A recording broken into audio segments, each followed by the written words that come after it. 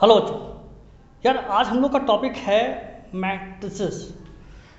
Matrix में क्या होता है, स्क्वायर शेप या रेक्टेंगुलर। मीन्स रेक्टेंगुलर शेप में अरेंजमेंट एलिमेंट्स का जो है वो मैट्रिक्स कहलाता है। ठीक, अब मैट्रिक्स में कुछ टाइप्स होते हैं।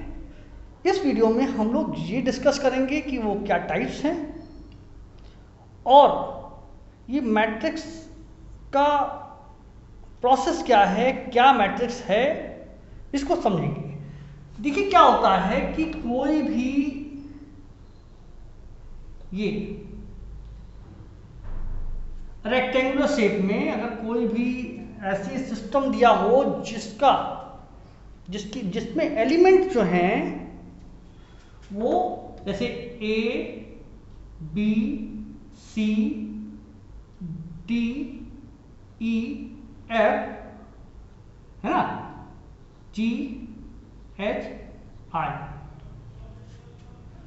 ऐसे दिया हो तो ये जो है वो आपका होगा मैट्रिक्स। इसका यूज जो है हम लोग जो कैलकुलेशन होता है जिसमें ज्योमेट्रिकल कैलकुलेशन भी होता है और आपका फिजिक्स में भी इसका यूज होता है। इन जो बहुत बारीक चीज़ें होती हैं उनको डिटेल में निकालना होता है, उसमें हम लोग करते हैं। इसको जो है लिखते कैसे हैं, जैसे क्या होता है, ये तो एक जनरल भाषा में ऐसे बता दी। अगर इसको वैसे लिखा जाए तो क्या होता है,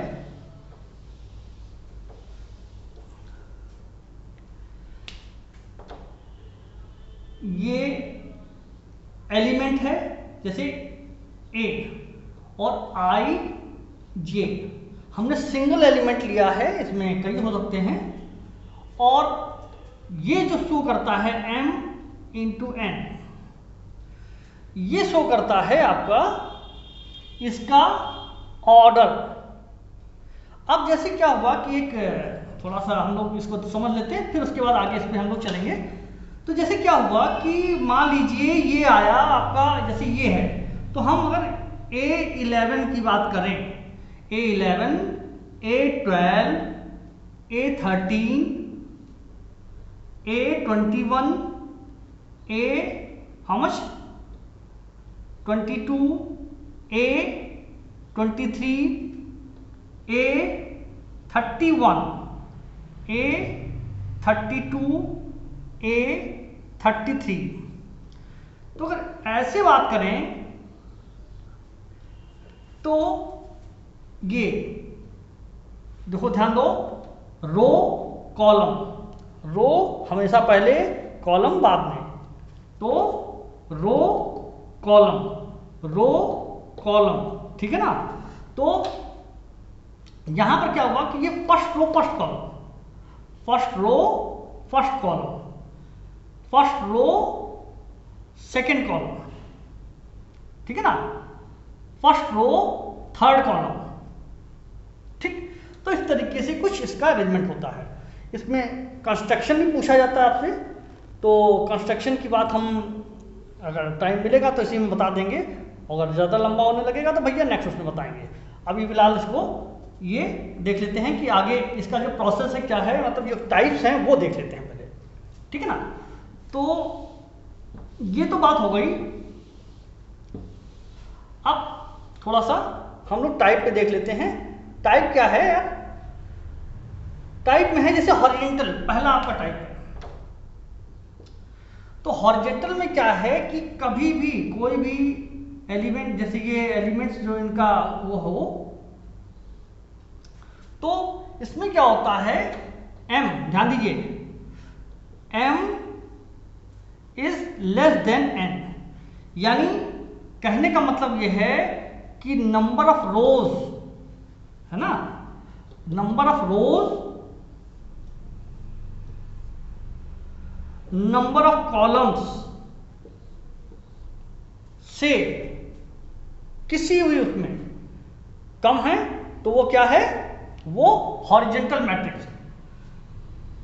इसी तरीके से अगर हम वर्टिकल मैट्रिक्स की बात करें, तो वर्टिकल मैट्रिक्स में जो सेकेंड वाला है, वर्टिकल मैट्रिक्स में ये उल्टा हो जाता है, यानी ये ऐसे हो जाता है। कहने का मतलब ये है कि number of rows are more than the number of columns. Important point है, ध्यान देना है, नॉइस पे ध्यान नहीं देना है, इधर जाना। 1 2 3, ठीक है ना। अब यहाँ ये समझ लीजिए आप कि जैसे हम A11 A12 ऐसे कर रहे थे, तो वही चीज़ है यहाँ पर। बस समझाने का मतलब ये है कि ये ऐसे चलता है, ये आपके कॉलम होते हैं और ये रोज होती हैं, ठीक। तो ये ऑर्डर ऑफ मैट्रिक्स कहलाता है, इतना, यानी कितने नंबर ऑफ रोज हैं, कितने नंबर ऑफ कॉलम्स हैं। तो इस तरीके से जो सेकंड वाला है वो वर्टिकल, ठीक। अब तीसरी बात, तीसरा है आपका जो तीसरा पार्ट है, यानी जो तीसरा टाइप है हम ये कहें, तो तीसरा टाइप क्या है, वो है आपका रेक्टेंगुलर। यानी कहने का मतलब ये है कि जो थर्ड है, रेक्टेंगुलर कब होगा? रेक्टेंगुलर होगा जब नंबर ऑफ रोज, ध्यान दीजिए, है ना, ऐसे हो, और जैसे लिख देते हैं यार, एक तो लिख देते तो समझ नहीं आ जाएगा, नहीं फिर इसमें थोड़ा सा, यहाँ तो सिंपल था, ये जैसे लिखा, तो ये हो गया 1 2 3 4 5 6। तो इसमें देखो क्या है कि जो m है ना इक्वल टू n नहीं है, यानी कहने का मतलब ये है कि रेक्टेंगल कैसे है, या तो ऐसे यानी रो ज्यादा हो जाएंगे या कॉलम ज्यादा हो जाएगा, ठीक। यानी रो और कॉलम इक्वल नाम है। मगर जब यही चीज स्क्वायर में आती है, जब स्क्वायर में आती है यही चीज, जब स्क्वायर मैट्रिक्स की बात करते हैं हम लोग, तो उसमें क्या होता है, उसमें जब हम फोर्थ वाले की बात करते हैं स्क्वायर मैट्रिक्स की, तो उसमें m और n इक्वल हो जाता है, यानी number of rows must be equal to number of column, है ना। कि नंबर ऑफ रोज जो हैं वो जितनी नंबर ऑफ रोज हैं उतने ही नंबर ऑफ कॉलम होने चाहिए, यानी m must be equal to n, ऐसे, ठीक है ना, ऐसा होना चाहिए। ये ध्यान रखिए कि यहाँ पर ये पॉइंट्स हैं, A11 12 13 14 21, ये बता चुके हैं हम, उसी को हम लिख रहे हैं, यानी बार बार लिखने की जरूरत नहीं है। यहाँ जो हम बात कर रहे हैं ताकि आपको समझ आए, मेन इशू है कि आपको समझ आए। अब इसके ऊपर थोड़ा सा हम लोग बात कर लेंगे। फिर उसके बाद नल मैट्रिक्स जो होता है उसमें क्या होता है कि सारे एलिमेंट जो आपका फिफ्थ वाला है वो 0 0 0 0 0 0 0 0 0, इसी को हम जीरो एलिमेंट मतलब जीरो मैट्रिक्स या नल मैट्रिक्स कहते हैं। इसके बाद एक और भी है आपका यूनिट, देखिए ध्यान दीजिए, यूनिट और डायगोनल जो है वो काफी लोग कंफ्यूज हो जाते हैं। थोड़ा समझ लीजिए कि जो हम 6 वाला बात कर रहे हैं, तो यूनिट मैट्रिक्स में जो डायगोनल है, जो मेन डायगोनल है, ध्यान रखिए ये स्क्वायर की ही बात होती है ना। डायगोनल जहां पर बात करेंगे हम लोग स्क्वायर की बात करेंगे जनरली, तो 0 0 0 0 0 0, यानी ऐसे, ठीक है ना। तो ये जो पोर्शन, ये जो है, ये आपका क्या कहलाएगा, यूनिट मैट्रिक्स। अब दूसरी बात, जो आपका 7th है जिसको हम लोग डायगोनल कह रहे हैं, डायगोनल वाला जो है वो 7th वाला जो है उसमें ये भी हो सकता है, ठीक है ना, और ये भी हो सकता है 1 0 0 2। कहने का मतलब ये है कि डायगोनल के अलावा डायगोनल के अलावा जितने भी एलिमेंट हैं वो 0 हो जाए, ठीक है ना। तो वो क्या हो जाएगा, ये हो जाएगा, ठीक, डायगोनल मैट्रिक्स। सब मैट्रिक्स में क्या होता है कि सब मैट्रिक्स जो है वो आपका क्या होता है 8, जैसे ये 1 2 3 4 5 6 7 8 9 ऐसे भी, ठीक। अब अगर इसको हमने निकाल लिया 5 6 8 9, तो ये जो है इसका सब मैट्रिक्स है, ठीक है ना, ये इसका सब मैट्रिक्स है। रो मैट्रिक्स में क्या होता है, जो रो होता है 9th वाला, रो मैट्रिक्स में क्या होता है कि सिंगल एक रो ही होगी।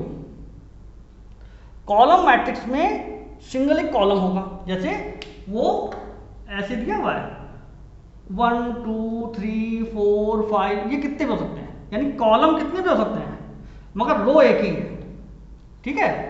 ये रो 10th वाला जैसे 1 2 3 4, ठीक है ना।